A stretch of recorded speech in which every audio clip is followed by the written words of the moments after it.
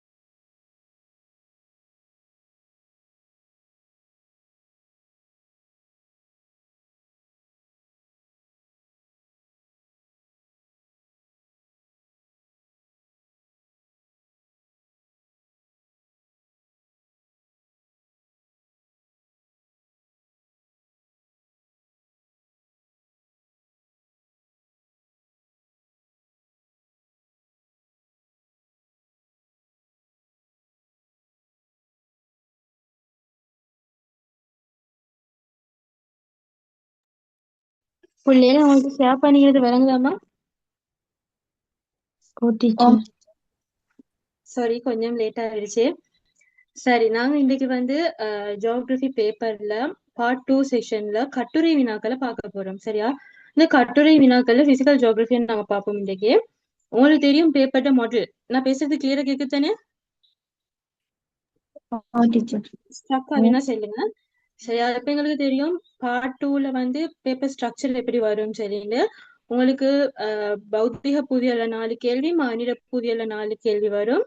பௌத்திக புவியியல்ல 2 கேள்வியும், மானிட புவியியல்ல 2 கேள்வியும், இன்னும் அது ரெண்டுல எது சரி ஒன்று ஒன்று எக்ஸ்ட்ராவா ஒரு கேள்வி செய்யணும். அதாவது பிசிக்கல்ல 3 சரி, ஹியூமன்ல 3 சரி நீங்க செய்யணும். மொத்தமா 5 கேள்வி செய்யணும். 100க்கு மார்க்ஸ் வரும்.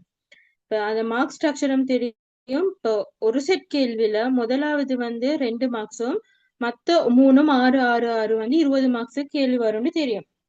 சரியா? இப்ப நான் சில விஷயங்களை முக்கியமா சொல்றேன். பௌதிக புவியியல்ல நாங்க செய்ய வேண்டிய முக்கியமான விஷயங்களை கொஞ்சம் சொல்றேன். இப்ப நீங்க பௌதிக புவியியல்ல 2 கேள்வி செஞ்சிட்டீங்க. இப்ப 3வது கேள்வி வந்து பௌதிக புவியியல்ல செய்யறதுல ஒரு நன்மை இது என்னன்னு சொல்லி சொன்னா, இப்ப பௌதிக புவியியல் வந்து எங்களுக்கு வந்து தந்திகிற இப்ப எங்களுக்கு தியரியை தான் நாங்க மிச்சம் அதுல பேஸ் பண்ணி எழுதணும். எங்களுக்கு யோசிச்சு எழுத கஷ்டமான ஆட்கள் தியரியை கொண்டு போய் நாங்க பேஸ் பண்ணா உங்களுக்கு மார்க்ஸ் கிடைக்கும். ஓரளவு மார்க்ஸ் உங்களுக்கு கிடைக்கும்.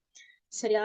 இப்ப நாங்க வந்து இப்ப இன்றைக்கு பார்க்க போற கேள்வியில அகவிசை ஒரு கேள்வி பார்ப்போம், புறவிசையில ஒரு கேள்வி பார்ப்போம், இயற்கை அனர்த்தத்துல ஒரு கேள்வி பார்ப்போம். சரியா?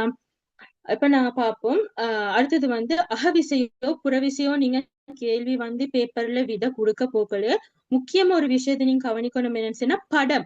அவங்க கேட்டோ கேட்கலையோ நீங்க ஒரு படத்தை கொடுங்க. இப்ப நான் ஒரு விளக்கத்துக்கு நீங்க எழுதுற விளக்கத்துக்கு ஒரு படத்தை கொடுங்க. அது மிச்சம் அழகா படத்தை வரையணும் அப்படின்னு எல்லாம் அவசியம் இல்ல. நீங்க எழுதுற விளக்கத்துக்குரிய அந்த சின்ன படத்தை சைட்ல கொடுக்கறது வந்து உங்களுக்கு மார்க்ஸ் ஸ்கோர் பண்றதுக்கு ஒரு பெரிய ஹெல்ப் ஆயிக்கும். ஓகேவா? இப்ப நாங்க பார்ப்போம் பௌதிக புவியியல்ல அகவிசையில முதல் கேள்வியை பார்ப்போம். முதல் கேள்வி என்ன? தகட்டசைவு என்பதனால் நீர் விளங்கிக் கொள்வது யாது? இப்ப தகட்டசைவு என்பதனால் நீர் விளங்கிக் கொள்வது யாதுன்னு சொல்லக்கூட நாங்க 3 விஷயத்தை இதுல பார்க்கணும். அது வந்து ஒன்று தகடுகள் என்றான்னு பார்க்கணும். அது எப்படி அசைதுன்னு சொல்றத பார்க்கணும். அது எந்தெந்த விதத்துல அசைதுன்னு சொல்றத பார்க்கணும். சரியா? இப்ப எங்களுக்கு தெரியும் புவியின் தகடுகள் அப்படின்னு சொல்லி சொன்னா பெரிய தகடுகளும் சிறிய தகடுகள் காணப்படுகின்றது. அதுல பெரிய தகடுகள் வந்து ஆப்பிரிக்க தட்டு தகடு, அண்டார்டிகா தகடு, யுரேஷிய தகடு, இந்து ஆஸ்திரேலிய தகடு, அடுத்தது வட அமெரிக்கா தகடு, தென் அமெரிக்க பசிபிக் தட்டு. அது தெரியும் தானே எங்களுக்கு. அடுத்தது சிறிய தட்டுல இது வந்து நாஸ்கா தட்டு, அரேபிய தட்டு, கரீபியன் தட்டு, பிலிப்பைன்ஸ் தட்டுன்னு சிறிய தட்டுகளும் எங்களுக்கு காணப்படுது. சரியா? இப்ப வந்து நான் இந்த தகடுகள் எப்படி அசைதுன்னு சொன்னா அடிப்படை காரணம் வந்து வெப்ப மேற்காவுகை அப்படின்ற வெப்பமேற்காவுகை என்னது? அந்த பொருட் இப்ப கீழே வந்து பூமி வந்து ஒரு நெருப்பு பந்து, கீழே இருந்து ஒரு தனி நெருப்பு. இந்த நெருப்பு வந்து மேலவுக்கு மேலவுக்கு அந்த வெப்பம் வரக்குள்ளே கீழே உள்ள வெப்ப காற்று வந்து வெப்பமாவி அது வந்து அதோட பாரத்தை இழந்து அடர்த்தியை இழந்து மேல வரக்குள்ளே மேலெகிற குளிரான காற்று வந்து கீழே வரும். இதுதான் மேற்காவுகை ஓட்டம். அது எங்களுக்கு தெரியும் தானே. இந்த தகடுகள் எப்படி அசையுது? ஒரு தகடு மோதும், இன்னொன்று ஒரு தகடுல இருந்து விலகி போகும், இல்லாட்டி ஒரு தகடு ஒன்று உராஞ்சி போகும். சரியா போல? இப்ப இதுக்கு நாங்க ஒரு டெபினிஷன் எழுதுறேன்னு சொன்னா கிட்ட நோட் பண்ணி கொள்றதுக்கு என்னமாலுமே தான் நான் இந்த டெபினிஷனை சொல்றேன், நீங்க நோட் பண்ணிக்கோங்க. ஓகேவா?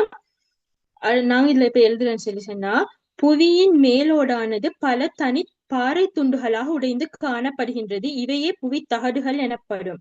புவியின் உட்பகுதியில் ஏற்படும் வெப்ப மேற்காவுகை ஓட்டங்கள் காரணமாக இத்தகடுகள் ஒன்றையொன்று மோதுதல் அல்லது விலகுதல் அல்லது பக்கவாட்டாக நகருதல் ஆகிய அசைவுகள் உள்ளாகுவது தகட்டசைவு எனப்படும். விளங்குச்சா புள்ளேன்? என்னமா டவுட் இருக்குதா இதுல புள்ளேன்? விளங்குச்சா? என்னமாலும் டவுட் இருந்துச்சுன்னா லாஸ்டா கேளுங்க. நான் இதை ஒரு செட் கேள்வியை முடிச்சதுக்கு போறோம். நான் வந்து என்னமாலும் டவுட் இருந்தா கேளுங்க சொல்றேன். ஓகேவா? இப்ப அடுத்த கேள்வியை பார்ப்போம். தகட்டசைவுகளின் தகட்டசைவுகளின் நிலை மாற்றத்தின் விளைவே புவிநடுக்கம் தோற்றம் பெறுகிறது என்பதை பொருத்தமான உதாரணத்தின் துணையை கொண்டு பரிசீலிக்க. இது மாதிரி ஒரு கேள்வி வந்துச்சுன்னு சொன்னா இது 6 மார்க்ஸ் கேள்வி. இப்ப நான் கேள்விக்கு முதலாவது தலைப்புக்கு 6 மார்க்ஸ், உங்களோட விளக்கத்துக்கு எத்தனை மார்க்ஸ், விளக்கத்துக்கு 2 விளக்கத்துக்கு 1 மார்க்ஸ், உதாரணத்துக்கு 1/2 மார்க்ஸ், மொத்தமா அந்த 3 மார்க்ஸுக்கு அப்படி 2 மார்க்ஸுக்கு அப்படித்தான் உங்களுக்கு மார்க்ஸ் கிடைக்கும். இப்ப இதுக்கு வந்து 6 மார்க்ஸ் கேள்வி. இப்ப நாங்க இப்படி பார்ப்போம். இப்ப வந்து நீங்க படத்தை கொடுக்குறீங்க. படம் வந்து கொடுக்கக்குள்ள பெரிய விரிசா கொடுக்க தேவையில்ல. தகடுகள் ரெண்டையும் 2 minutes குள்ள பாங்க சொல்லுது.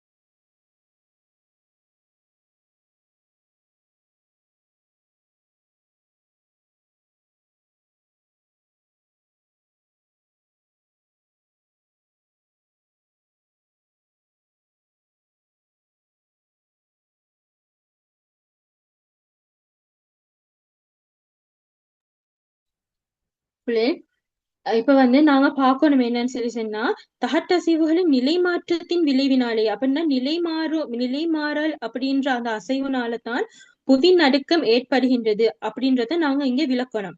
இப்ப நாங்க தகடுகள் எப்படி எப்படி அசைதுன்றது எங்களுக்கு முதல்ல தெரிஞ்சுக்கணுமே. அப்ப நாங்க வந்து மோதும் தகடுகள் அப்படின்னா ஒன்றை ஒன்று நோக்கி மோதுதல், மற்றது வந்து விலகும் தகடு அப்படின்னா ஒன்றையிலிருந்து ஒன்று விலகி போதல், மற்றது தான் நிலை மாறும் தகடுகள். இந்த நிலை மாறும் தகடுகள்ல எப்படி புவி நடுக்கம் உருவாகுதுன்னு சொல்லி சொன்னா, இந்த நிலை மாறு தகடுகள் வந்து ஒன்று மேல போகும், ஒன்று கீழே வரும். இதால வந்து இது வந்து தகடுகள் ஒன்றை ஒன்று விலகாதோ ஒன்றை ஒன்று மோதாதோ, இது தகடுகளுக்கு இடையிலான எந்த விதமான ஒரு பாதிப்பும் ஏற்படாது. ஆனா ஒன்று மேலேயும் ஒன்று கீழேயும் போற சுற்றி 2 பக்கங்களும் உரசும். இது வந்து அடிக்கடி இது இப்படி நடந்து கொண்டே இருக்கும். அப்படின்னா நிலை மாறும் தகடுகள் வந்து அடிக்கடி நிலை மாறிக்கொண்டே இருக்கும். ஆனா அப்படி நிலை மாறும் எல்லா சந்தர்ப்பத்திலேயும் புவிநடுக்கம் தோன்றாது. இந்த புவிநடுக்கம் எப்ப தோன்றும் சொன்னா, இது வந்து அடிக்கடி இப்படியே உரசி உரசி உரசி காணப்படும் போது விசைகள் சேகரிக்கப்பட்டு கொண்டே காணப்படும். அந்த உரசும் விசைகள் சேகரிக்கப்பட்டு காணப்பட்டு ஒரு இடத்துல வந்து ஸ்ட்ரக் ஆகி நிக்கும். 2 தகடுகளும் ஒரு இடத்துல வந்து ஸ்ட்ரக் ஆகி நிக்கும். அந்த சந்தர்ப்பத்துல அப்படி நின்று திடீர் என்று மறுவாலும் சரிய கொலைத்தான் இந்த புவி நடுக்கம் ஏற்படுகின்றது. இது நாங்க எழுதக்கொலை எப்படி எழுதணும் சொன்னா, ஃபர்ஸ்டுக்கு நிலைமாறும் தகடுகள் என்னண்ட கொடுத்துட்டு, அதுக்கப்புறம் இதனால எப்படி அசைஞ்சு எப்படி புவி நடுக்கம் வருதுன்னு சொல்லி கொடுத்துட்டு அதுக்கு ஒரு உதாரணம் கொடுக்கணும். இதுக்கு ஃபுல்லா உங்களுக்கு 6 மார்க்ஸ் கிடைக்கும். இப்ப நாங்க இப்ப கிட்ட நோட் பண்ணி கொள்றதுக்கு என்ன மாலும் நான் சொல்றதை நோட் பண்ணிக்கோங்க. தகடுகள் பக்கவாட்டில் ஒன்றையொன்று உராய்ந்து நகரும் எல்லைகள் நிலைமாற்று தகடு எனப்படும். இங்கு வந்து உருமாற்ற எல்லைகள் எனப்படும். இங்கு வந்து புதிய புவியோடு உருவாக்கம் அல்லது அழிக்கப்படுவதோ இல்லை. இங்க வந்து புதிய தகடுகள் உருவாகிறதோ இல்லாட்டி அழிக்கப்படுவதோ இல்லை. ஆனா வந்து பாறைகள் பக்கத்துல உராயும். அப்படின்னா ஃபர்ஸ்ட் சொன்னது தான் இது. உராயம். உராயும் போது கடுமையான அழுத்தம் விசைத்தடையும் திடீரென ஏற்படுவதால் உக்கிரமான புவிநடுக்கம் ஏற்படும். அதை நான் சொன்னதுதான். என்னன்னு சொல்லி சொன்னா, தகடுகள் மேலேயும் கீழேயும் அடிக்கடி அசைஞ்சு கொண்டிருக்கும். ஆனா அசையும் எல்லா சந்தர்ப்பத்திலையும் புவிநடுக்கம் ஏற்படாது. விசைகள் சேகரிக்கப்பட்டு கொண்டிருக்கும். திடீர் என்று ஒரு இடத்துல நின்று மீண்டும் அந்த பலமான விசை ஒன்று வந்து தாக்கி அசைய கொலைத்தான் இங்க புவிநடுக்கம் ஏற்படுகின்றது. இதுக்கு உதாரணம் கொடுக்குறேன்னு சொல்லி சொன்னா, வட அமெரிக்காவின் சென் அண்ட்ரியாஸ் பிளவு பள்ளத்தாக்க நாங்க உதாரணத்தை குடிக்கலாம். இது எப்படி நடக்குது, சென் அண்ட்ரியாஸ்ல பிளவு பள்ளத்தாக்கு எப்படி உருவாவிச்சுன்னு சொல்லி சொன்னா, பசிபிக் தகடும் அமெரிக்க தகடும் பக்கவாட்டாக அசையும் போது பாரிய நிலநடுக்கம் தோற்றம் பெற்றுதான் இந்த பிளவு பள்ளத்தாக்கு, அதாவது சென் அண்ட்ரியாஸ் பள்ளத்தாக்கு உருவாகிச்சு. புள்ளில் விளங்கிச்சா புள்ளில்? சரி, நாங்க அடுத்த கேள்வியை பார்ப்போம். 3வது கேள்வி. புவித்தட்டுகள் நகருவதற்கு பங்களிப்பு செய்யும் 2 பிரதான உந்து விசைகளை விளக்குக. இப்ப இது முக்கியமான ஒரு விஷயம். இப்ப நாங்க பார்த்தோம் புவி தட்டுகள் எப்படி எப்படி அசைதுன்னு பார்த்தோம் தானே. இந்த அசைவுகள் ஏற்படுவதற்கு காரணங்கள் இது என்னன்னா, ஒன்று இழுவிசையும் இன்னொன்னு அமுக்க விசையும். இந்த இழுவிசைக்கும் அமுக்க விசைக்கும் நீங்க கட்டாயம் புள்ளில் படம் கொடுத்தே ஆகணும். இங்க வந்து உந்து விசைகளை விளக்குகன்னு சும்மா தான் கேள்வி கேட்டுதான். ஆனா நீங்க கட்டாயம் புள்ளில் நாங்க பிசிக்கல் ஜியோகிரபில அகவிசையோ புறவிசையோ கேள்வி வந்தா அவங்க கேட்டோ கேட்காட்டியோ நீங்க கட்டாயம் படம் கொடுத்தே ஆகணும். சரியா? அது வந்து உங்களோட மார்க்ஸ் ஸ்கோர் பண்றதுக்கு முக்கியமான ஒரு விஷயம். சரியா? அப்ப நாங்க இழுவிசைன்னு தலைப்பை போட்டு இழுவிசையிட படம் உங்களுக்கு தெரியும். படம் எனக்கு காட்டுறதுக்கு இன்னைக்கு இல்ல. இழுவிசையிட படத்தை கொடுத்து தகடுகளை குறிச்சு எந்த பக்கம் அசைது அப்படின்னு கொடுத்துட்டோம். இந்த இழுவிசை என்றா என்னன்னு சொல்லி சொன்னா, தகடுகள் எதிரெதிர் திசையில ஒரு எதிரெதிர் விசையில தகடுகள் அசையும். இதுதான் என்ன சொல்றது, இழுவிசைன்னு சொல்லும். இது நிலம் 2 பக்கங்களாக இழுக்கும் போது நடுப்பகுதி கீழே இறங்கும். இப்ப 2 பக்கம் இழுக்கக்குள்ள நடுப்பக்கம் கீழே இறங்கும். சாதாரண எங்களை சொல்லக்குள்ள அது விலகும் தானே. நடுப்பகுதி கீழே இறங்கி பள்ளத்தாக்குகள் உருவாகின்றது. சரியா? இதை நான் வந்து நோட்டா சொல்றேன். சைட்ல உங்களுக்கு நோட் பண்ணிக்கோங்க. குறிப்பாக புவியில் காணப்படும் தகடுகள் நகரும். இவ்வாறு நகரும் தகடுகளானது 2 பக்கங்களிலும் எதிரெதிர் விசையில் நகரும். இந்த இழுவிசை செயற்படுவதன் மூலம் புவியில் பல நிலத்தோற்றங்கள் உருவாக்கப்படுகின்றன. உதாரணமாக பிளவு பள்ளத்தாக்கங்கள் ஏற்படுகின்றன. இதுக்கு உதாரணம் கொடுக்கலும் கிழக்கு ஆப்பிரிக்காவின் ரிஃப்ட் பள்ளத்தாக்கு. இந்த ரிஃப்ட் பள்ளத்தாக்கு எப்படின்னு சொல்லி சொன்னா, 2 பக்கங்களாலும் விசைகள் இழுக்கப்பட்டு நடுவுல உள்ள பகுதி கீழிறங்குவதால இந்த பள்ளத்தாக்கு உருவாக்கம் பெற்றுச்சு. சரியா புள்ளி?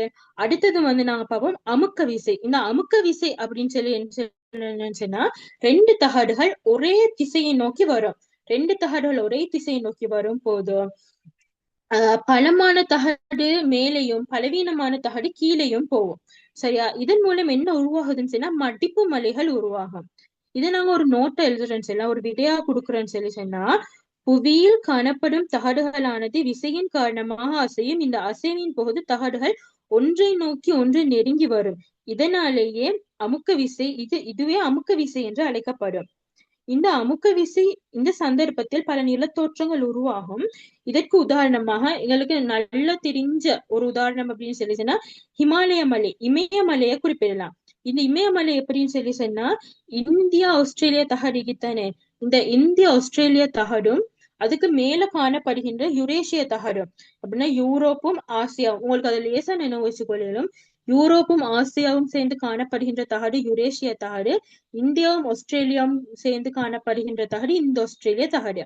இந்த தகடுகள் அந்த தகடும் இந்த தகடும் அந்த தகடு கீழே அப்படின்னா யுரேஷியா தகடு கீழேயும் இந்த ஆஸ்திரேலிய தகடு மேலேயும் வரக்குள்ளே இந்த இமயமலை உருவாகிச்சு. ஒரு மடிப்பு மலையாக உருவாக்கப்பட்டுச்சு. சரியா பிள்ளைகள்? விளங்கிச்சா? அடுத்தது நாங்க பார்ப்போம் புவி நடுக்கத்தின் விளைவாக ஏற்பட வல்ல பௌதிக பாதிப்புகளை பொருத்தமான உதாரணங்களின் துணையை கொண்டு விளக்க. இங்க உதாரணம் கேட்டீங்க, கட்டாயம் உதாரணம் கொடுக்கணும். நீங்க எந்த கேள்விக்கு எப்படி விட எழுதினாலும் கட்டாயம் உதாரணம் கொடுக்க பழங்க. இது உங்களோட மார்க்ஸ் ஸ்கோர் பண்றதுக்கு நிறைய ஹெல்ப் பண்ணும். ஓகேவா? அவங்க உதாரணம் கேட்டோ கேட்கலையோ நீங்க உதாரணத்தை கொடுக்க பழகுங்க. நில நில அதிர்வு ஏற்படும். அப்ப நாங்க இந்த நில அதிர்வு எப்படின்னு பார்ப்போம். நாங்க ஃபர்ஸ்ட்டுக்கு பார்த்தோம், இந்த நிலை மாறு, இப்ப தகடுகள் நிலை மாறுது. குறிப்பாக இந்த அப்படின்னு சொன்னா நில அதிர்வானது நிலைமாறு தகடுகளால் ஏற்படுகின்றது. இது தகடுகள் மேலேயும் கீழேயும் அசைந்து கொண்டு காணப்படும் இந்த சந்தர்ப்பத்துல நிலநடுக்கம் ஏற்படும் பாரிய விளைவுகள். எப்ப நான் ஃபர்ஸ்ட்டுக்கு சொன்னேனே புள்ள, தகடுகள் மேலேயும் கீழேயும் அசையும் போது திடீரென்று ஒரு அசைவு ஏற்படும். இந்த அசைவு பாரிய நிலநடுக்கங்கள் ஏற்படுவதற்கு வழிவகுக்கின்றது. இதனால பல கட்டிடங்கள் இங்க கேட்டிக்குது. பௌத்திக பாதிப்புகளை பொருத்தமான உதாரணங்கள் கொண்டு விளக்குகன்னு சொல்லிட்டு இப்ப நாங்க அது எழுதணும் அப்படின்னு சொன்னா, இங்க பல கட்டிடங்கள் எல்லாம் இந்த சேதங்கள் ஏற்படுகின்றது. மற்றது நிறைய நிறைய பாதைகளோ அல்லது இயற்கை சூழலோ நிறைய பாதிப்படையுது இந்த நிலநடுக்கத்தின் காரணமாக. இதற்கு நீங்க உதாரணம் கொடுக்கிறோம். 2015ஆம் ஆண்டு நேபாளம் நாட்டில் ஒரு புவிநடுக்கம் ஏற்பட்டுச்சு. இந்த புவிநடுக்கம் இந்த தகடுகள் உராய்வதனால ஏற்பட்ட ஒரு புவிநடுக்கம். சரியா பிள்ளைகள்? அடுத்தது நீங்க குடிக்கலும் நில உராய்வு, நில உயர்வு அல்லது நிலத்தாழ்வு ஏற்படும். புவி நடுக்கம் ஏற்படும் போது இப்ப நான் சொன்னேன் தானே, ஒரு தகடு மேல போகும், ஒரு தகடு கீழே வரும் சொல்லிட்டு. அப்ப அந்த சந்தர்ப்பத்துல ஒரு தகடு உயரும், ஒரு தகடு கீழே பணியும். இந்த சந்தர்ப்பத்துல ஆஹ் நிறைய பாதிப்புகள் ஏற்படுகின்றது. அதாவது இந்த புவி நடுக்கம் காரணமாக நிலத்தில் சில பகுதிகள் உயர்ந்து இன்னும் சில பகுதிகள் தாழ்கின்றன. இந்த நில அமைப்பு அப்படின்னா அப்ப இந்த நில அமைப்புகள் மாறுது பிள்ளை.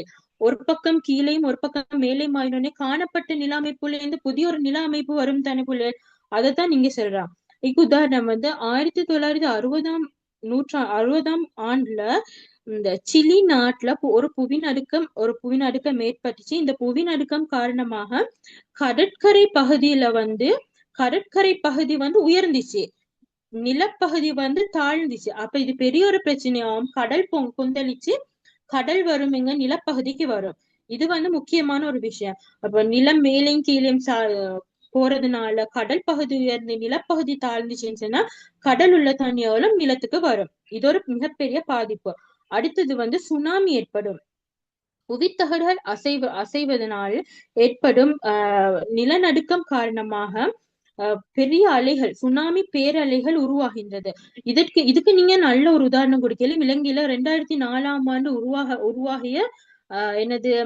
உருவாகிய சுனாமியை கொடுக்கலும். இந்த சுனாமியும் ஒரு நிலநடுக்கம் காரணமாகத்தான் உருவாகிச்சுன்னு எங்களுக்கு எல்லாத்துக்கும் தெரியும். இத உங்களுக்கு ஒரு உதாரணமா குடிக்கலாம். ஓகேவா புள்ளே?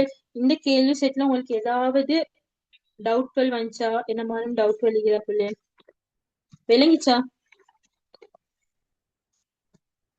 புள்ளே?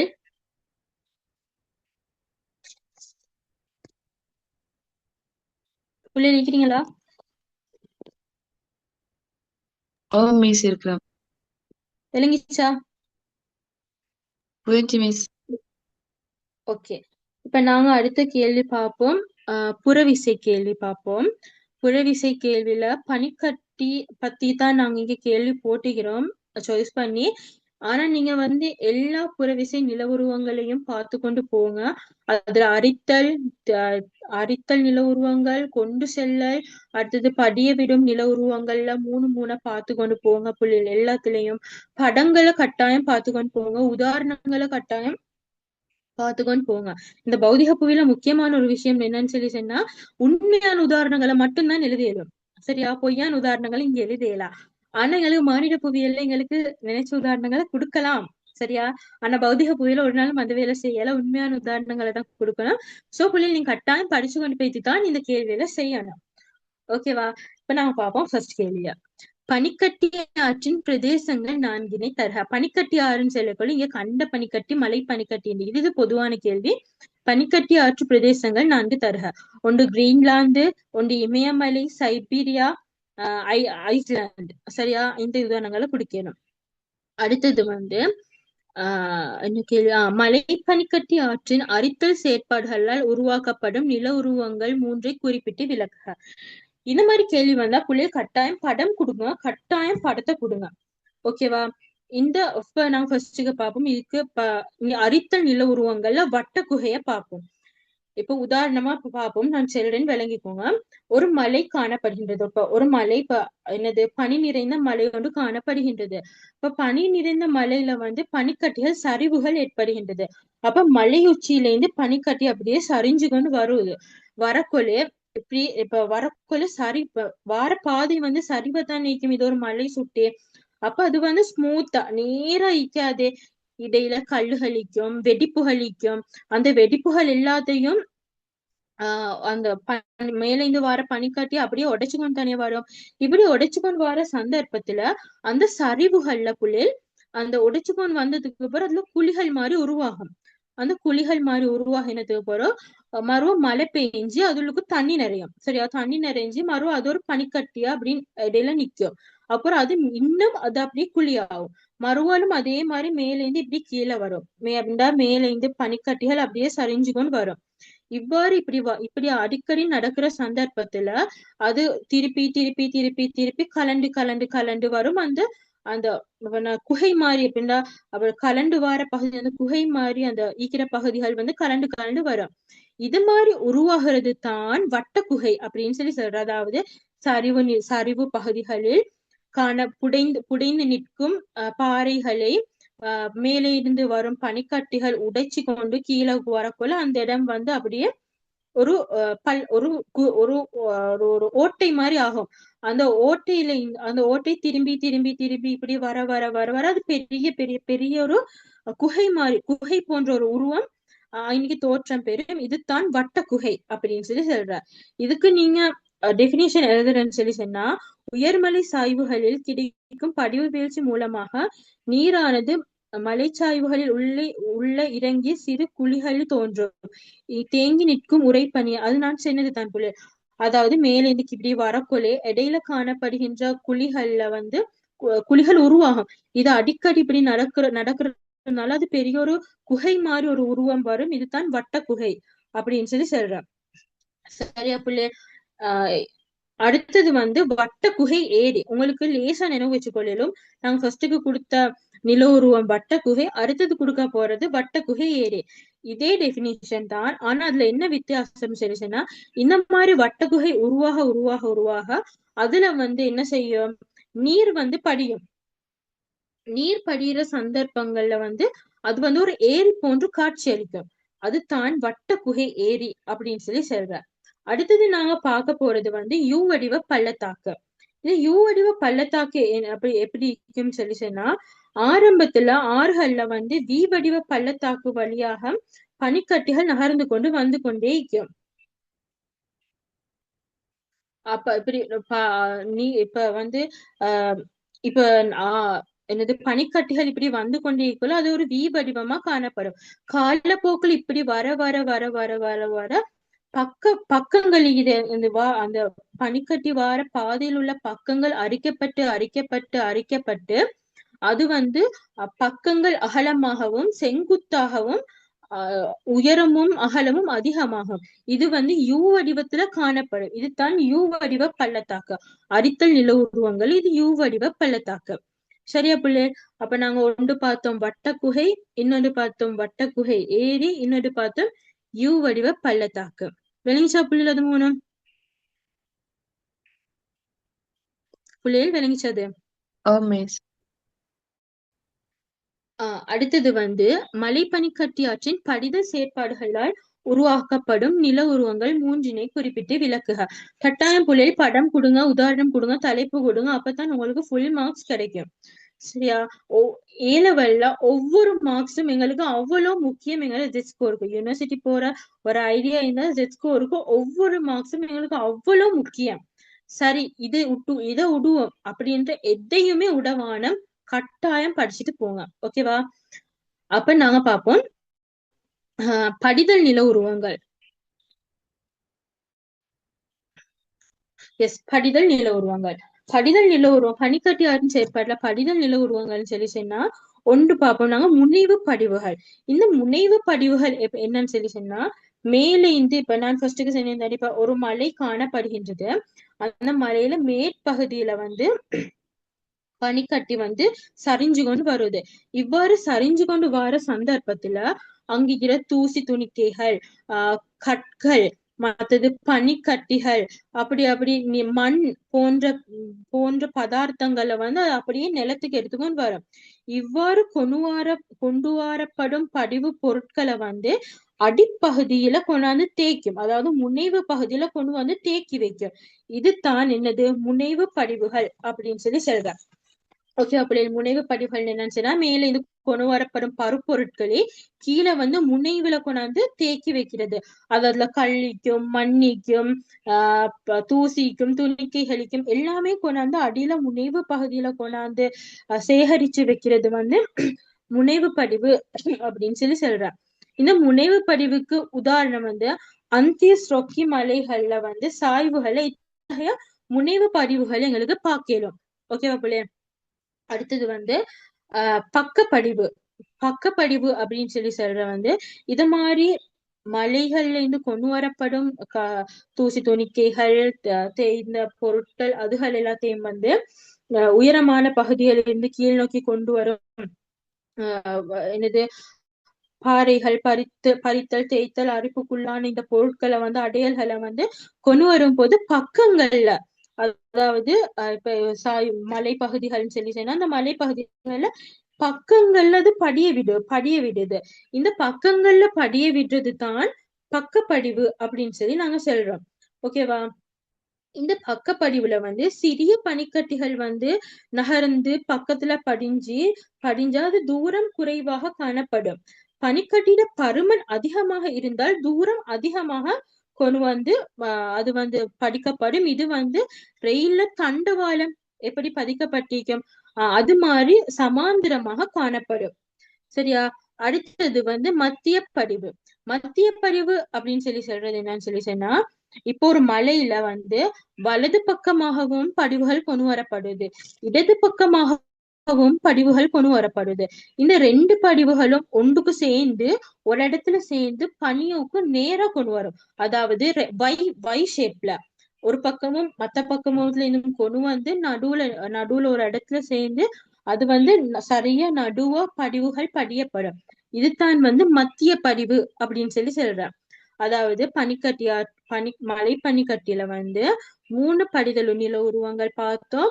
ஒன்று வந்து முனைவு படிவு. அந்த முனைவு படிவு என்னன்னு சொல்லி சொன்னா, மேல இருந்து கொண்டு வரும் பருப்பொருட்கள் வந்து முனைவு பகுதியில கொண்டாந்து தேக்கி வைக்கிறது, அது வந்து முனைவு படிவு.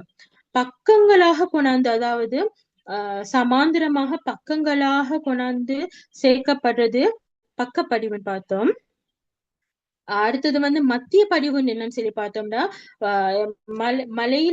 மலைப்பகுதிகளிலிருந்து கொண்டு வரப்படும், அதாவது இடப்பக்கமாகவும் வலப்பக்கமாக இருந்து கொண்டு வரப்படும் பருப்பொருட்கள் ஓரிடத்தில் சேர்ந்து அது நேராக மலையின் நேராக கீழே மட்டும் படியப்படுற செயற்பாடு வந்து அது வை வடிவத்துல காணப்படும். இது வந்து மத்திய படிவு அப்படின்னு சொல்லி நாங்க சொல்றோம். ஓகேவா பிள்ளைகள்? விளங்கி சேர்ந்த 3 நில உருவங்களும் படித்தல் நில உருவங்களும். நாங்க அடுத்த கேள்வி பார்ப்போம். பனிக்கட்டி ஆற்றின் பொருளாதார முக்கியத்துவம். பனிக்கட்டி ஆற்றின் பொருளாதார முக்கியத்துவத்தை குறிப்பிட்டு விளக்குகன்னு சொல்லி ஒரு கேள்வி தந்தீங்க. நாங்க பார்ப்போம் அது என்ன நில உருவங்கள்னு சொல்லிடு அந்த என்ன எங்களுக்கு தவிர பொருளாதார முக்கியத்துவம் சொல்லிட்டு வளமான மண் எங்களுக்கு கிடைக்குது. இந்த வளமான மண்கள் எப்படின்னு சொல்லி சொன்னா, மேலிருந்து கொண்டு வரப்படும் பருப்பொருட்கள், தூசிகள், அதுகள் எல்லாம் சேர்ந்து வளமான நிலத்துல வளமான மண் உருவாக்கப்படுகின்றது. இந்த மேலிருந்து கொண்டு வரப்படுகின்ற மண், தூசி, துணிக்கைகள் வந்து புதிய மண் உருவாக்கப்படுகின்றது. இந்த புதிய மண் உருவாக்கம் காரணமாக உணவு உற்பத்தி எங்களுக்கு விவசாயம் செய்யுது. இந்த விவசாயம் செய்யறதுனால உணவு உற்பத்தி இன்றைய கால பகுதியில முக்கியமான பிரச்சனையா காணப்படுகிறது.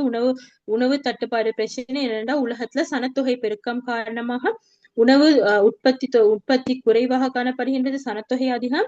சோ எங்களுக்கு உணவு பிரச்சனை காணப்படுகிறது. இவ்வாறான மண்கள் இவ்வாறு இது காணப்படுகின்றன. விவசாயத்தை எங்களுக்கு மேற்கொள்ள விவசாயத்தை எங்களுக்கு பெருக்கேலும் உணவு உற்பத்தி ஏற்படுகின்றது. இந்த உணவு உற்பத்தி செய்யறதன் காரணமாக தொழில் வாய்ப்பு கிடைக்கின்றது. அடுத்தது வந்து வாழ்வாதாரம் கிடைக்கின்றது. சரியா? அது ஒரு விஷயம். அடுத்தது வந்து நீர் மின்சாரம் உற்பத்தி செய்யப்படுகின்றது. இப்ப சொல்றேன்னா, ஸ்வீடன், கனடா, நோர்வே போன்ற நாடுகள்ல வந்து என்ன செய்யறாங்கன்னு சொன்னா நீர்மின் உற்பத்தி செய்யறது வந்து இந்த மலை பனிக்கட்டி ஆற்றால தான். என்னன்னு சொன்னா, நான் ஃபர்ஸ்ட்டுக்கு ஒரு நில உருவம் உங்களுக்கு சொன்னேன், யூ வடிவ பள்ளத்தாக்குன்னு சொல்லுங்க. இந்த யூ வடிவ பள்ளத்தாக்கு வரக்குள்ள நீர் வந்து தேங்குது. அந்த யூ வடிவத்துல அந்த நீர்கள் வந்து தேங்கக்குள்ள அந்த நீரை அடிப்படையா கொண்டுதான் அவங்க வந்து என்ன செய்யறாங்க, மின்சாரத்தை உற்பத்தி செய்யறாங்க. இப்ப வந்து எங்களுக்கு பெட்ரோல் மூலம் உற்பத்தி செய்யற மின்சாரமா இருக்கட்டும், அது வந்து ஒரு சூழலுக்கு பாதிப்பு ஏற்படுத்துற ஒரு சூழலுக்கு பாதிப்பு ஏற்படுத்துது. அடுத்தது வந்து நிலக்கரினால செய்யறதும் வந்து சூழலுக்கு பாதிப்பு ஏற்படுது, சூழலை மாசடைய செய்யுது. இந்த நீர் மின்சார உற்பத்தி செய்யற போது சூழல் மாசடையும், அது சூழல் பாதுகாக்கப்படும். அடுத்தது வந்து இது எங்களுக்கு சும்மா இயற்கையால சும்மா கிடைக்கிறது. அதாவது மாதிரி எங்க எங்க நாங்க செய்யறாங்க, ஸ்வீடன், கனடா, அடுத்தது நோர்வே போன்ற நாடுகள்ல இந்த இந்த கண்ட பனிக்கட்டி ஆற்றுனாலதான் இவங்க வந்து மின்சார உற்பத்தியை செய்யறாங்க. அடுத்தது வந்து சுற்றுலாத்துறை. நாங்க இப்ப பாக்குறோம் சொன்னா, இந்த கண்ட பனிக்கட்டி, மலை பனிக்கட்டி எல்லாம் பொதுவாக வந்து வட துருவம், தென் துருவங்கள்ல தான் காணப்படுகின்றது போல. அப்ப வந்து அந்த மத்திய கோட்டுக்கு, அந்த வெப்ப வலயத்துல உள்ள நாடுகள்ல வந்து இந்த ஒரு சந்தர்ப்பம் இல்லை. எங்களுக்கு எல்லாம் ஒரு சந்தர்ப்பம் இல்ல இந்த பனிக்கட்டிய போயிட்டு பாக்குறதுக்கு. அப்படியெல்லாம் ஒரு சந்தர்ப்பம் எங்களுக்கு இல்ல. சோ நாங்க என்ன செய்வோம், வேற வேற நாடுகள் அப்படின்னா அந்த பனிக்கட்டி பார்க்கணும் அப்படின்னு சொன்னா வேற வேற நாடுகளுக்கு போயிட்டு நாங்க அதை பார்ப்போம். பனிக்கட்டி விளையாட்டுகள் காணப்படுகின்றது. அது இந்த கால பகுதியில ஒரு முக்கியமான ஒரு விளையாட்டாக காணப்படுகின்றது. அப்ப இந்த பனி விளையாட்டுகள் அதுவும் எல்லாம் இந்த பனி பிரதேசங்கள்ல காணப்படுகின்றது வந்து அவங்களோட நாட்டுக்கு சுற்றுலாத்துறையின வளர்க்குது, மக்களை அந்த நாட்டுக்கு ஈர்த்தெடுக்குது. அது வந்து அவங்களோட முக்கியமான ஒரு பொருளாதார விடயமாக காணப்படுகின்றது. அப்ப நாங்க என்னத்த பார்த்தோம், இப்ப பனிக்கட்டி ஆற்றின பொருளாதார முக்கியத்துவம் பார்த்தோம். அதுல முக்கியமானது வந்து வளமான மண் கிடைக்கப்படுது. இந்த வளமான மண் கிடைக்கிறதால எங்களுக்கு விவசாயம் செய்யறோம். இந்த விவசாயம் செய்யறதால எங்களுக்கு உணவு உற்பத்தி செய்யப்படுகின்றது, தொழில் வாய்ப்பு கிடைக்குது, வாழ்வாதாரம் உயர்கின்றது. அடுத்தது வந்து நீர்மின்சாரம் அப்படின்னு நான் பார்த்தோம். இப்ப கனடா, ஸ்வீடன், நோர்வே போன்ற நாடுகள்ல நீர்மின் வந்து இந்த பனிக்கட்டி ஆற்றினால்தான் அவங்க செய்யறாங்க. அடுத்தது வந்து சுற்றுலாத்துறையில நாங்க இப்ப எங்களுக்கு இல்லாத ஒன்று நாங்க பார்க்க போறோம்னு சொன்னா எங்களுக்கு இல்ல. உதாரணத்துக்கு இலங்கையில வந்து இப்படி பனிக்கட்டியோட பாக்குறது எங்களுக்கு இல்ல. சோ நாங்க வந்து கனடா போன்ற நாடுகள் அல்லது சுவிட்சர்லாந்து போன்ற நாடுகளுக்கு நாங்க போயிட்டு பாக்குறோம். அங்க வந்து இது மாதிரி புதிய புதிய விளையாட்டுகள் காணப்படும் போது இந்த மத்திய கோட்டுக்கு அருகாமையில் உள்ள வெப்ப வலயத்தில் உள்ள மக்கள் வந்து அங்க போயிட்டு பாக்குறாங்க. இது வந்து ஒரு பெரிய சுற்றுலாத்துறையில ஒரு பெரிய பாதிப்பை செலுத்துறது. சுற்றுலாத்துறையில பொருளாதார முக்கியத்துவம் வாய்ந்த ஒரு விடயமா காணப்படுகின்றது. சரியா பிள்ளைகள் விளங்கிச்சு? என்ன மாதிரி டவுட் இருக்குதா உங்களுக்கு பிள்ளைகள்? என்ன மாதிரி டவுட் இருக்குதா?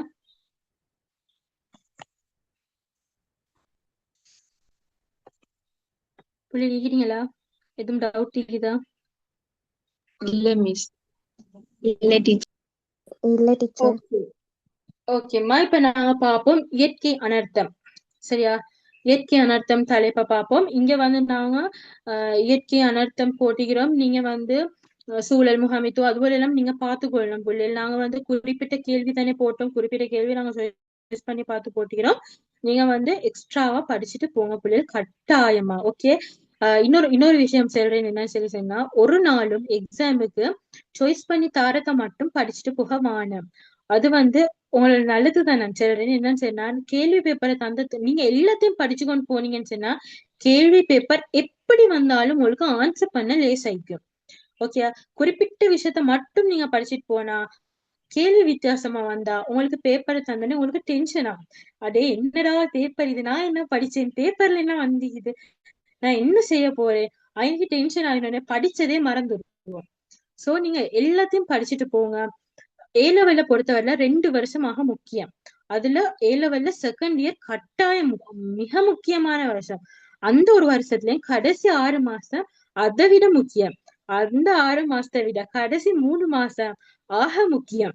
சரியா? எங்களுக்கு எந்த ஒரு எக்ஸ்கியூஸும் இல்ல அந்த கடைசி 3 மாசத்துல. அந்த கடைசி 3 மாசத்தை மிஸ் பண்ணினாலும் புள்ளு, இந்த கடைசி 1 மாசம் மீதானே பாஸ் பேப்பர்ஸ கட்டாயம் செய்யுங்க. பாஸ் பேப்பர்ஸ நல்லா பாருங்க. இது வந்து எங்களுக்கு முக்கியமான இந்த 1 மாச கேப்ல தான் நீங்க ஈகிறீங்க இப்ப. சோ இந்த ஒரு மாசத்தை நீங்க நல்ல யூஸ் பண்ணுங்க. ஓகே, நல்லா படிங்க, எல்லாத்தையும் படிச்சுட்டு போங்க. 3 பாடத்தையும் நல்லா படிச்சுட்டு போங்க. ஜெனரல் நாலேஜ் ஆல்சோ நீங்க கட்டாயம் படிங்க. அதையும் 3 பாடத்தையும் சமமா படிங்க.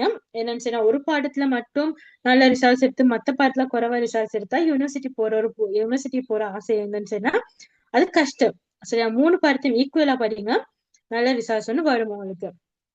சரி, ஓகே, இப்ப நாங்க பார்ப்போம் அடுத்த கேள்வி.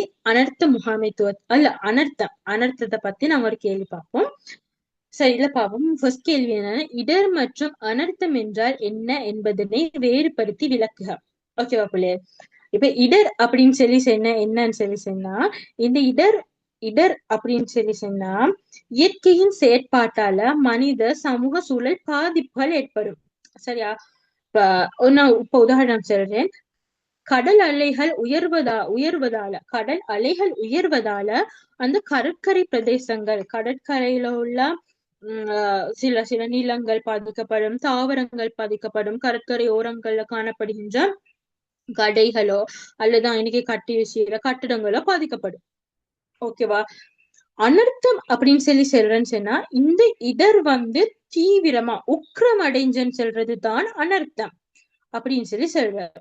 ஓகேவா பிள்ளைங்க? இப்ப நாங்க பார்ப்போம். இதுக்கு நாங்க எப்படி உதாரணம் சொன்னா, நான் மேல சொன்ன கடல் அலைகள் உயர்வதால இடர் ஏற்படுகின்றது அப்படின்னா கொஞ்சம் கொஞ்சம் பாதிப்புகள் ஏற்படும் இடர் வாழ்ந்தனால. இந்த கடல் அலைகளை அனர்த்தமா எப்படி வரும் சொன்னா அது சுனாமி வடிவத்துல வரும். இப்ப இந்த கடல் அலைகள் சுனாமி வடிவத்தை பெற்று அது உயிர்களை பறிச்சு உடைமைகளை சேதமாக்கி இயற்கையை வெறுமனை அழிச்சு கொண்டு போறது தான் என்னதுன்னு சொல்லி சொன்னா பிள்ளை அனர்த்தம் அப்படின்னு சொல்லி சொல்றது. இடர் சொன்னா இப்ப அதை நாங்க எழுதுறேன்னு சொல்லி சொன்னா, இடர் எனப்படுவது இயற்கையின் செயற்பாட்டால் மனித சமூக சூழல் பாதிப்படையும்.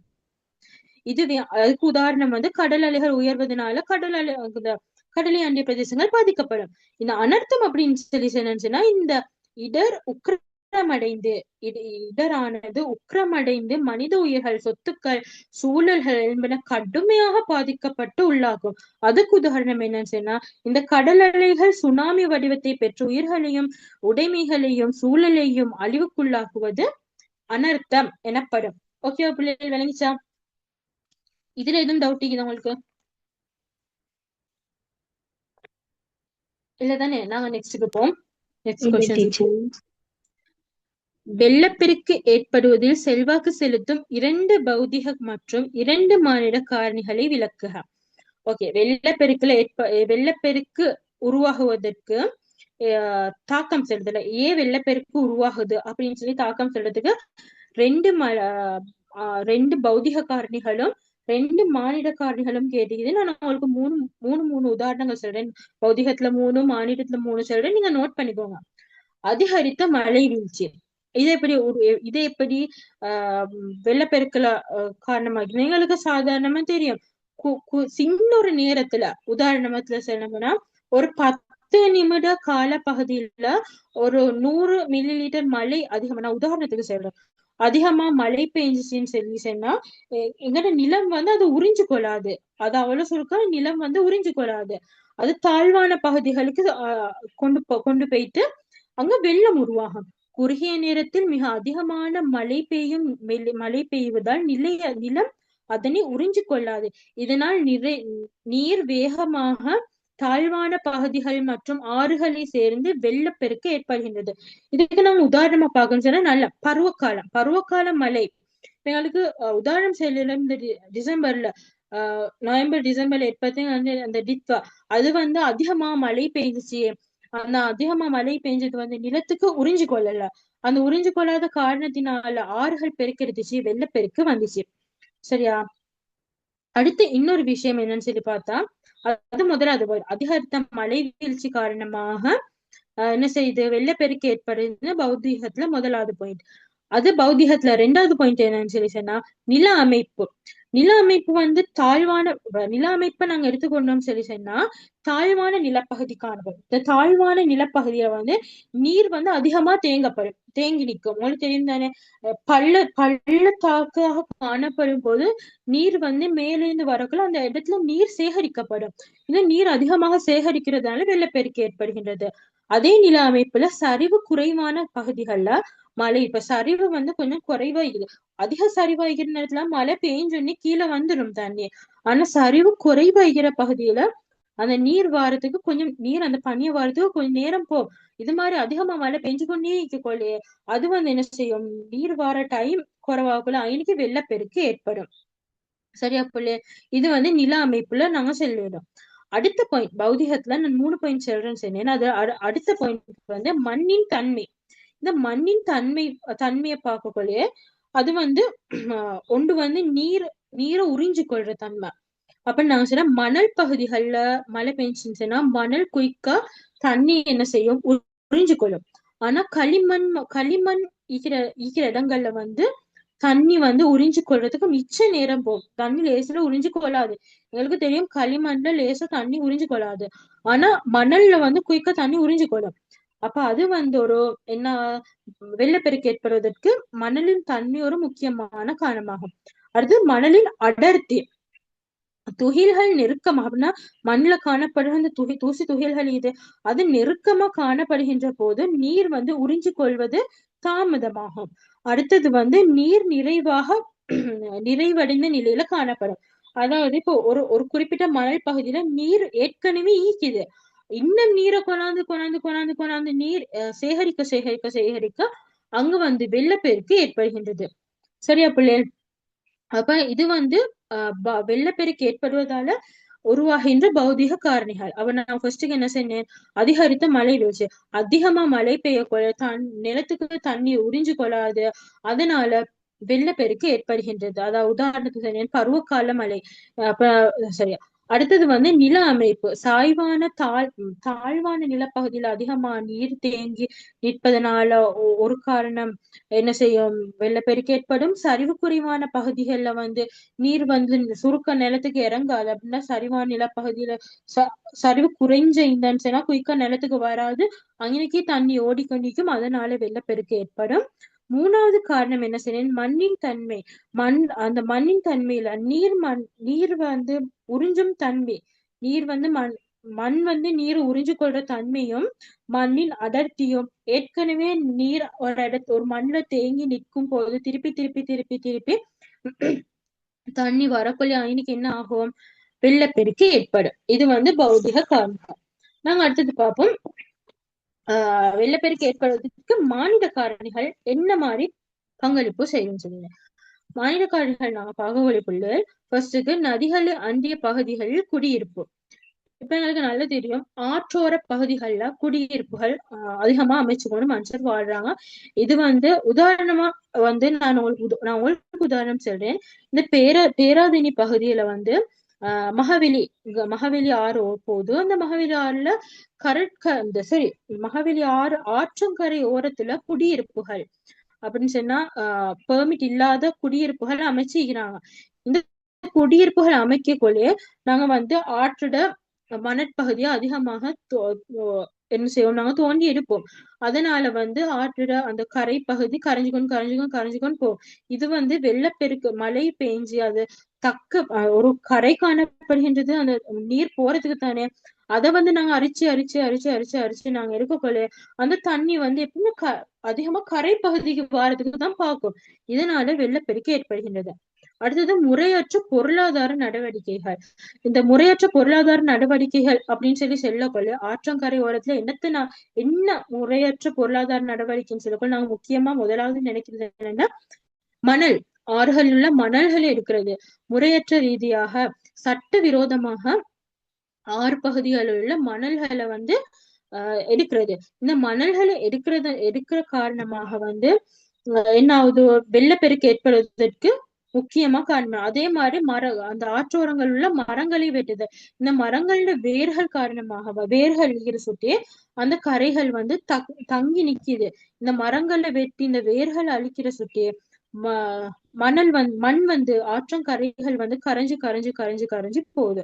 அடுத்தது நகரமயமாக்க. இந்த நகரமயமாக்கம் ஒரு முக்கியமான காரணமா காணப்படுது. என்னன்னு சொன்னா நகரமயமாகக்குள்ள மக்கள் தொகை அதிகமா நகரத்துக்கு வாரது தானே நகரமயமாகும். அதாவது தொழில்நுட்ப ரீதியாக போன்ற பல காரணங்களாக ஒரு நகரத்துல அதிகமா மக்கள் வந்து சேருவாங்க. இந்த அதிகமா மக்கள் வந்து இந்த மக்கள் தங்குறதுக்கு இடம் வேணும் தானே. சோ அது இந்த ஆற்றங்கரை ஓரங்கள்ல பொருளாதார நடவடிக்கைகளோ அல்லது குடியிருப்புகளோ அல்லது வந்து என்ன சொல்றாங்க, ஆறுகளை மறைச்சி ஓடைகளை போட்டு ஆறுகளை மறைச்சி குறுக்க வந்து வீடுகளை கட்டுறதன் காரணமாக வெள்ளப்பெருக்கு ஏற்படுவதற்கு ஒரு முக்கியமான காரணமாகும். உதாரணத்துக்கு செல்ல போனேன்னு சொன்னா அக்குர்ண பகுதியில அதிகமா இன்னொரு மழை பெய்ஞ்சாலும் அங்க வந்து வெள்ளம் ஏற்படுகின்றது. இந்த வெள்ளத்துக்கு காரணம் என்னன்னு சொல்லி சொன்னா அந்த ஆறுகள் ஆறுகளையோ மறைச்சு அவங்க வாழிடங்கள் அமைச்சுக்கிறாங்க. நீர் போறதுக்கு இடம் இல்ல. சோ என்ன செய்யுது, தண்ணி வருது நிலப்பகுதிக்கு. சரியா பிள்ளைகள் விளங்கிச்சா? அடுத்தது நான் பார்ப்போம் வெள்ளப்பெருக்கு ஏற்படக்கூடிய பாதிப்புகள் மூன்றினை விளக்குக. வெள்ளப்பெருக்கால் ஏற்படக்கூடிய பாதிப்புகள் மூன்றினை விளக்குகன்னு சொல்லி ஒரு கேள்வி வந்துச்சுன்னா இதுல நாங்க யோசிப்போம், பௌதிக காரணி கொடுக்குறா மாநில காரணி கொடுக்குறா, பௌதிக காரணி கொடுக்குறா மாநில காரணி கொடுக்குறான்னு அன்னைக்கு ஒரு கன்ஃபியூஷன் எங்களுக்கு வரும். ஆனா வந்து நீங்க வந்து உங்களுக்கு எது உங்களுக்கு வேண்டியதை குடிக்கலும் என்னது ஒரு பொது கேள்வி மாதிரி தான் இது. நான் உங்களுக்கு பௌதிக காரணிகளையும் சொல்றேன், மாநில காரணிகளையும் சொல்றேன். உங்களுக்கு ஓகேன்னா நீங்க நோட் பண்ணிக்கோங்க. ஓகேவா? பௌதிக காரணிகள் பார்க்கல நிலத்தின் வளம் குறையும். இப்ப நிலத்தின் வளம் குறையும். சரியா? அடுத்தது வந்து நீர் மாசு ஏற்படும், நிலத்தின் அமைப்பில் மாற்றம் ஏற்படும். நிலத்தின் வளம் குறையும் அப்படின்னு சொல்லி சொன்னா இந்த வெள்ளப்பெருக்கு நிலப்பகுதிக்கு இந்த வெள்ளப்பெருக்கு வந்தோடனே இந்த மண் பகுதியில் உள்ள கனிய பொருட்கள், மண்ணினுடைய போசணிகள் இது எல்லாமே அந்த வார தண்ணியால எடுத்துக்கொண்டு போகப்படும். அப்ப இந்த மண்ணோட தரம் என்ன செய்யும், குறையும். இந்த மண்ணு தரம் குறையறதுனால இப்ப விவசாயம் செய்யக்கூடிய மண்ணோட தரம் குறைஞ்சுன்னு சொன்னா வந்துட்டு பயிர்களோட வளர்ச்சி வீதம் குறையும். அதே மாதிரி உணவு தட்டுப்பாடு ஏற்படும். இது மாதிரி நிறைய பிரச்சனை வரும் இந்த நிலத்தின் வளம் குறையறதாங்க. நீர் மாசு ஏற்படும் என்னன்னு சொல்லி சொன்னா இப்ப ஆத்துல உள்ள தண்ணி நிலத்துக்கு வந்தோடனே நிலத்துல காணப்படுகின்ற மனிதர்கள் வந்து நாங்க என்ன செய்வோம், நிறைய குப்பைகள் அங்க இங்க போட்டு வச்சுப்போம். அடுத்தது வந்து பிளாஸ்டிக் பொருட்கள், ஷாப்பிங் பேக்குகள், அதுகள் இது அப்படி பொருட்களை வந்து நாங்க நிலத்துல வச்சுப்போம். இந்த தண்ணி வந்து நிலத்துக்கு வந்தோன்னு என்ன செய்யும், இந்த பொருட்கள் எல்லாம் எடுத்துக்கொண்டு திருப்பி போகும். இதனால நீர் வளம் என்ன செய்யுது, மாசடைகின்றது. அடுத்த விஷயம் என்னன்னு சொல்லி சொன்னா நிலத்தின் அமைப்புல மாற்றம் ஏற்படும். இப்ப நாங்க நல்ல ஒரு உதாரணம் பார்க்கணும் என்னன்னா இந்த நவம்பர் டிசம்பர்ல ஏற்பட்ட அந்த டிட்வா அதுல வந்து நாங்க பெரிய ஒரு வித்தியாசம் பார்க்கலும். அந்த வெள்ளம் வந்துட்டு போன பிறகு, அதாவது அந்த கண்டி பிரதேசங்கள் அதிகமாக பாதிக்கப்பட்டுச்சு. இந்த கண்டி பிரதேசத்துல வெள்ளம் வந்துட்டு போனதுக்கு போறோம் ஒரு அந்த ஆற்றங்கரை பகுதியோ அதாவது காடு பகுதிகளோ காடு பகுதியில் உள்ள மரங்களோ எல்லாத்துலயும் நிறைய வித்தியாசங்கள் நிலங்கள் மாற்றப்படி ஏற்கனவே காணப்பட்ட நிலங்கள் அல்ல இங்க காணப்படுகின்றது. டோட்டலா வித்தியாசம். அது வந்து நில அமைப்பில் ஏற்படுகின்ற மாற்றம். மானிட காரணிகளை நாங்க பார்த்தோம்னு சொன்னா போல உயிர்கள் உடைமைகள் அழிவுகளுக்கு சாதாரணமா தெரியும். ஒரு வெள்ளப்பெருக்கு வந்தேன்னு சொன்னா நிறைய உயிரினங்கள், அது மிருகங்களாக இருக்கட்டும் மனித உயிர்களாக இருக்கட்டும் எல்லா உயிரினங்களும் அதிகமா அழியுது. இந்த வெள்ளப்பெருக்கு ஏற்படுவதனால நீர்வாழ் உயிரினங்கள் நிறைய அழியுது. அடுத்தது வந்து மனித உயிர்கள் நிறைய அழியுது. தண்ணியால மூழ்கடிக்கப்பட்டு நிறைய பேர் இறக்குறாங்க. அடுத்தது வந்து நோய்கள் பரவுது ஏற்படும். உதாரணத்துக்கு சொல்ல போனா எங்களுக்கு நல்ல ஒரு உதாரணம் தான் இந்த டிசம்பர்ல வந்த இந்த ரித்வா. இதுல வந்து இப்ப மக்களுக்கு வந்து தண்ணி வந்ததுக்கு காரணமா நிறைய எலிக்காய்ச்சல் போன்ற நோய்கள் பரவிச்சு. இந்த எலிக்காய்ச்சல் நோய்கள் பரவிச்சு, நிறைய பேர் இறந்தாங்க. அது மட்டும் இல்ல மனிதர்கள் மனநோயாலும் பாதிக்கப்பட்டார்கள். தன்னோட உடைமைகளை இழந்து தான் இதுக்கு போற என்ன செய்ய போறோம், இது அவங்களோட என்னது சொல்ற வியாபாரங்கள் எல்லாம் இழக்கப்பட்ட இதனால மனிதர்கள் மனநோய்க்கும் உட்பட்டாங்க. அடுத்தது வந்து மானிட காரணியில வாழ்வாதாரம். மனிதன வாழ்வாதாரம் நிறைய பாதிக்கப்பட்டுச்சு. அதாவது கடைகளாக இருக்கட்டும், அடுத்தது வந்து விவசாய நிலங்களாக இருக்கட்டும், அடுத்தது வந்து வீடுகளாகட்டும், அது மாதிரி நிறைய விஷயங்கள் என்ன செஞ்சு அழிக்கப்பட்டுச்சு இந்த வெள்ளத்தினால. சரியா பிள்ளைகள் விளங்கிச்சா? அப்ப நாங்க என்ன பார்த்தோம், வெள்ளப்பெருக்கால் ஏற்படக்கூடிய பாதிப்புகள் மூணு பார்த்தோம். அதுல நான் வந்து உங்களுக்கு பௌதிக பாதிப்புகளும் சொன்னேன், மானிட பாதிப்புகளும் சொன்னேன். இந்த பௌதிக பாதிப்புல நான் உங்களுக்கு 3 விஷயம் சொன்னேன். ஒன்று, நிலத்தின் வளம் குறையும். நிலத்தின் வளம் குறையும் சொன்னேன்.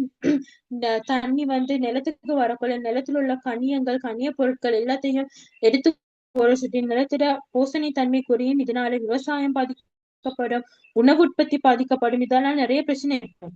அடுத்தது வந்து நீர் மாசடைதல். சரி, இந்த நீர் மாசடைதல் என்னன்னு சொன்னா, நான் சொன்னேன், மனிதர்கள் வந்து நிலத்துல நிறைய குப்பைகளை சேர்த்து வச்சுப்பாங்க. இந்த குப்பைகளை வந்து நீர் எடுத்துக்கொண்டு போறதுனால அந்த நீர் வந்து மாசடையுதுன்னு சொன்னேன்.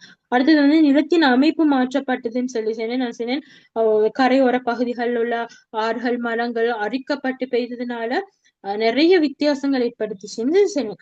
அடுத்தது வந்து மானிட காரணிகளை சொன்னேன். உயிர்கள் உடைமைகள் சொன்னேன். அது நீர்வாழ் உயிரினங்களா இருக்கட்டும், பிராணிகளா இருக்கட்டும், மனிதர்களா இருக்கட்டும், நிறைய அழிக்கப்பட்டுச்சுன்னு சொன்னேன். அடுத்தது என்ன சொன்னேன், நோய் ஏற்படும் சொன்னேன். ஒன்று வந்து பரவும் நோய்கள், இன்னொன்று வந்து மனநோய்கள், இதுகள் எல்லாம் ஏற்பட்டுச்சுன்னு சொன்னேன்.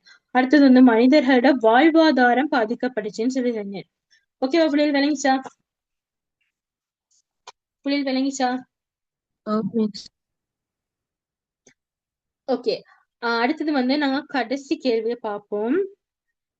இலங்கையில் ஏற்பட்ட வெள்ள அனர்த்தத்தின் விளைவுகளை இழிவளவாக்க இலங்கை அரசாங்கம் மேற்கொண்ட நடவடிக்கைகள் 3 குறிப்பிட்டு விளக்க. புள்ளில் நான் ஒன்று சொல்றேன். இந்த வெள்ளப்பெருக்கு நாங்க சாய்ஸ் பண்ண மிச்சம் காரணம் வந்து போன வருஷம் எங்களுக்கு இது மாதிரி ஒரு பிரச்சனை நடந்துச்சு. சோ அது ரிலேட்டபிளா நான் ஒரு கேள்வி வரும் அப்படின்ற காரணத்தினால நாங்க இந்த கேள்வியை போட்டோம். சோ கொஞ்சம் நல்லா படிச்சுட்டு போங்க. நாங்க கெஸ் பண்ணி தான் போட்ட, நீங்க படிச்சுட்டு போங்க. ஓகேவா பிள்ளை? என்ன மத்த கேள்வியில் போன முந்தின வருஷங்கள் வந்து இது அதை பார்த்துதான் போட்டோம். ஆனா புள்ளை எல்லாத்தையும் படிச்சுக்கொண்டு போங்க.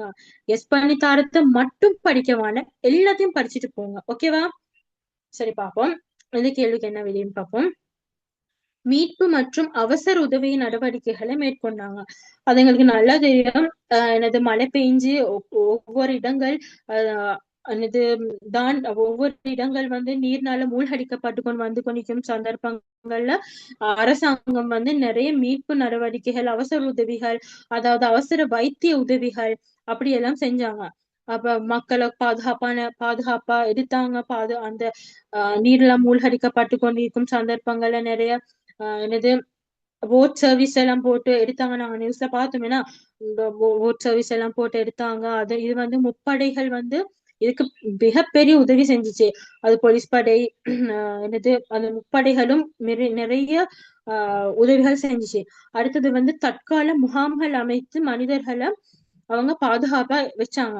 உதாரணத்துக்கு சொல்ல போனேன்னு சொன்னா, இப்ப வெள்ளப்பெருக்கு ஏற்பட்டதால நிறைய வீடுகள், உடைமைகள், மனிதனுக்கு உடுப்பு இல்லாத சந்தர்ப்பங்கள்ல அதுகள் எல்லாம் வந்து அரசாங்கம் தான் உதவி செஞ்சு அந்த மனிதர்களை பாதுகாப்பான இடங்களுக்கு கொண்டு போய்த்து ஒரு பாடசாலையோ அல்லது பெரிய மண்டபங்கள்லயோ கொண்டு போய்த்து அந்த மனிதர்களை பாதுகாத்தாங்க. சரியா பிள்ளை? அது ஒரு விஷயம். ஃபர்ஸ்ட் என்ன மீட்பு பாதுகாப்புகளை ஊடுத்தாங்க. அடுத்தது வந்து தற்காலிக முகாம்கள் அமைச்சு மனிதர்களை பாதுகாப்பாங்க. அடுத்தது வந்து உணவு மற்றும் அத்தியாவசிய பொருட்கள். மனிதர்கள் வந்து ஒன்றுமே இல்லாம, உணவு குடிக்க நீரும் இல்லாத சந்தர்ப்பங்கள்ல நீரோ உணவு ஆகாரங்களோ, அடுத்தது வந்து உடைகள் போன்ற நிறைய பொருட்களை கொடுத்து மனிதர்களுக்கு உதவி செஞ்சாங்க. அடுத்தது வந்து நிறைய முன்னெச்சரிக்கை வெளியேற்றங்களை அடிக்கடி சொல்லிக்கொண்டிருந்தாங்க. இப்பவாக இருந்தாலும் ஏதாவது ஒரு இயற்கையில அதிகமா மழை பெய்ஞ்சன்னு சொன்னா எங்களுக்கு முதலாவது வந்து மண் சரிவு அபாய எச்சரிக்கை எங்களுக்கு வரும். எங்களுக்கு நல்லா தெரியும், அதிகமா மண் சரிவு அபாய எச்சரிக்கை கண்டி மற்றது அரநாயக்க போன்ற பிரதேசங்கள்ல எங்களுக்கு மண் சரிவு எச்சரிக்கைன்னு செல்லக்குள்ள எங்களுக்கு நினைவு வர்றது கண்டி, கடுகண்ணாவ, அடுத்தது வந்து அரநாயக்க பகுதிகள்ல வந்து சிவப்பு மண் எச்சரிக்கை, எங்களுக்கு சிவப்பு எச்சரிக்கை தார. அந்த சிவப்பு எச்சரிக்கை தரக்குள்ள மனிதர்கள் வந்து அந்த இடத்தை விட்டு அகன்று அவங்களோட உயிர்களை பாதுகாத்துக் கொள்ளலாம். அதுக்குத்தான் அந்த எச்சரிக்கையை அவங்க தாரா. இது வந்து இலங்கை அரசாங்கம் வந்து மேற்கொள்கின்ற நடவடிக்கைகள் உண்டு. அடுத்தது வந்து மறுசீரமைப்பு மற்றும் மீள்கட்டுமானத்தை அவங்க செய்யறாங்க. இப்போதும் கூட நாங்க பார்க்கலும் அந்த டிப்பா தாக்கத்தினால ரயில் சேவைகள் வந்து பாதிக்கப்பட்டுச்சு. அந்த பாதிப்பை வந்து தற்போதும் மனிதர்கள் அந்த இலங்கை அரசாங்கம் வந்து சரி செஞ்சுக்கோ நிக்கிறத நாங்க பாக்கிறோம். அது மட்டும் இல்ல, மக்களுக்கு நிறைய நிதி உதவிகள் செஞ்சு மீண்டும் அந்த வீடுகளை கட்டுறதுக்கோ தனது தொழில் நடவடிக்கைகளை செய்யறதுக்கோ இலங்கை அரசாங்கம் உதவி செஞ்சுச்சு. சரியா புள்ளியல்? விளங்கிச்சா புள்ளியல்? உங்களுக்கு என்னமாலும் டவுட் இருந்தா கேளுங்க, எனக்கு என்னமாலும் கேக்கிந்தா கேளுங்க. மிஸ் இப்ப விளங்கப்படுத்தின கேள்வி மறுக்க ஒருக்கா விளங்கப்படுத்திடுங்க. இது 4வது கேள்வி. இலங்கையில் ஏற்பட்ட வெள்ளப்பெருக்கு அனர்த்தத்தின் விளைவாக அதா? ஓ மிஸ். இப்ப வந்து இப்ப நான் உங்களுக்கு உதாரணம் வச்சு சொல்றேன். இப்ப இலங்கையில நவம்பர் டிசம்பர்ல ஏற்பட்ட இந்த ரித்வா நான் அந்த அபாயத்தை வச்சு நான் சொல்றேன். இப்ப அது ஏற்பட்டோன்னு இலங்கை அரசாங்கம் முதலாவது என்ன செஞ்சாங்க, மக்களை வந்து அந்த இடத்துல இருந்து மீட்டாங்க. ஃபர்ஸ்ட்டுக்கு வந்து என்ன செஞ்சாங்க, ஒவ்வொரு பகுதிகளாக தண்ணில நீர்ல வந்து அடிபட்டு கொண்டு வரக்குள்ளேயே அந்த மனிதர்களை வந்து ஃபர்ஸ்ட்டுக்கு என்ன செஞ்சாங்க, மீட்டாங்க அந்த இடத்துல இருந்து. நாங்க பார்த்தோம் தான் நியூஸ்ல, எனது போட்ல வந்து மனிதர்களை வந்து கூட்டிக்கொண்டு போயிட்டு பாதுகாப்பான இடத்துக்கு கூட்டிக்கொண்டு போனாங்க. நிறைய மனிதர்கள் வந்து நீர்னால அடிச்சு கொண்டு போக பார்த்தத எனது முப்படையினர்களோட உதவியின் மூலம் மீட்டாங்க. அவங்களுக்கு அத்தியாவசியமான எனது வைத்திய உதவிகளை செஞ்சாங்க. இலங்கை அரசாங்கம் என்ன செஞ்சு, வைத்தியர்களை எடுத்துக்கொண்டு போயிட்டு ஆம்புலன்ஸ் சர்வீஸ கொண்டு போயிட்டு மனிதர்கள் நீர்ல தாண்ட மனுஷர்கள் வந்து மூச்செடுக்க கஷ்டப்பட்டாங்க. இது மாதிரி நிறைய விஷயங்கள் நடந்துச்சு. இந்த விஷயங்கள் சின்ன புள்ளிகள் எல்லாம் தாண்டாங்க, மயக்க நிலையில காணப்பட்டாங்க. இந்த சந்தர்ப்பத்துல வைத்திய உதவிகளை வைத்திய உதவிகள் மூலம் மனிதர்களை மீட்டாங்க. அவசர உதவிகள் நடவடிக்கைகளை ஏற்கொண்டாங்க. இந்த பாயிண்ட்டுக்கு நாங்க என்ன சொல்லுவோம் சொன்னா, மீட்பு மற்றும் அவசர உதவி நடவடிக்கைகளை மேற்கொண்டனர். அடுத்தது வந்து தற்காலிக முகாம்களை அமைச்சாங்க. அது என்னன்னு சொன்னா புள்ளை, இப்ப மனுஷர் வந்து வெள்ளம் வந்துச்சு, தண்ணி வந்துச்சு, நிலப்பகுதிகளுக்கு தண்ணி வந்துச்சு, மனிதர்கள் இந்த இடங்கள் அழிக்கப்பட்டுச்சு, வீடுகளுக்கெல்லாம் தண்ணி வந்துச்சு. சோ அந்த மனுஷருக்கு ஈக்கிறதுக்கு இடம் இல்ல. இந்த காரணத்தினால அந்த இலங்கை அரசாங்கம் என்ன செஞ்சுச்சு, பாடசாலைகள், பெரிய பெரிய மண்டபங்கள்லாம் இந்த மனிதர்களை கொண்டு வச்சு, அதாவது முகாம்கள் அமைச்சு அந்த மனிதர்களை பாதுகாத்தாங்க. அதோண்டு தற்காலிக முகாம்கள் அமைத்து மனிதர்களை பாதுகாத்தாங்க. அடுத்தது வந்து உணவு மற்றும் அத்தியாவசிய பொருட்களை கொடுத்தாங்க. எல்லாமே அந்த தண்ணியில எல்லாமே பெய்திருச்சு. அப்ப மனிதர்களுக்கு உணவு குடிக்க தண்ணியாலும் இல்லாத சந்தர்ப்பத்துல இந்த அரசாங்கம் என்ன செஞ்சுச்சு, உணவு, உடுக்கிறதுக்கு உடுப்பு, மற்றது வந்து பெண்களுக்குள்ள முக்கியமான அத்தியாவசியமான பொருட்கள், இதுவெல்லாம் இலங்கை அரசாங்கம் என்ன செஞ்சு சும்மா இலவசமா கொடுத்துச்சு. அந்த மனுஷரை பாதுகாக்கிறதுக்கு இந்த இலங்கை அரசாங்கம் கொடுத்துச்சு.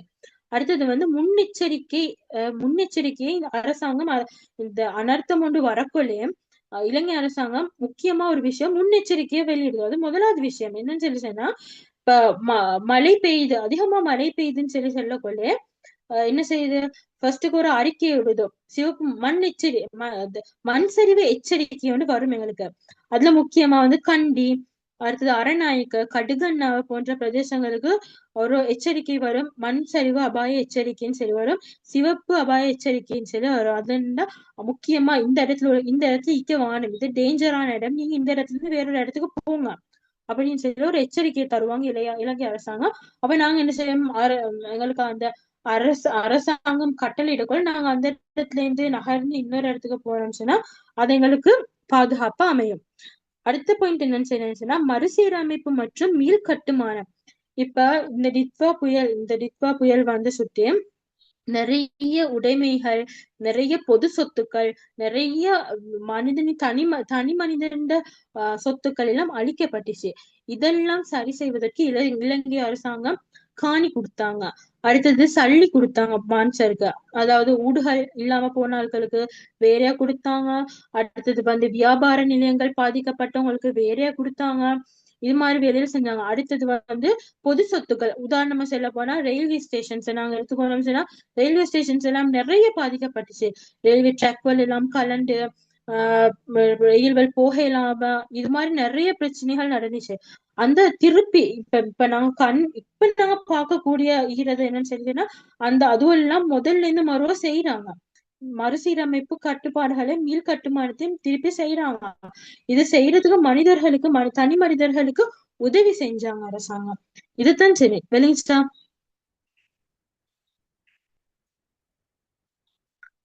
விளங்கிச்சா? விளங்குச்சா? விளங்கிச்சாமா? விளங்குச்சு மிஸ். ஓகே. யாருக்காலும் என்கிட்ட என்னமாலும் கேட்கணும்னா கேளுங்க. என்னமாலும் டவுட் இருந்தா கேளுங்க சொல்றேன். என்னமாலும் டிப்ஸ் சொல்லணும்னா கேளுங்க சொல்றேன். சொல்லுங்க.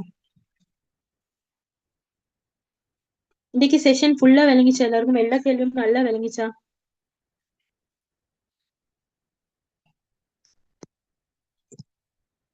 புள்ளில்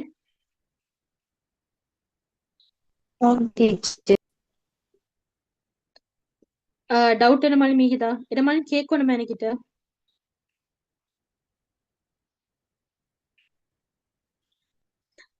என் நம்பரை கேட்டுக்கிறீங்க. ஓகே, நான் நம்பரை போடுறேன். வேண்டிய ஆட்கள் எடுத்துக்கோங்க நம்பரை. நான் நம்பரை போடுறேன்.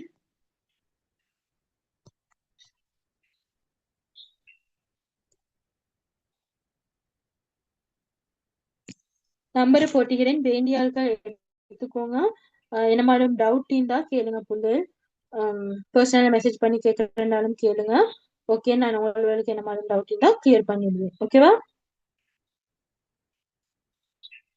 Okay miss. கிளாஸ் முடியுமா? Okay teacher. Okay, thank you. Good night. Thank you miss. Thank you.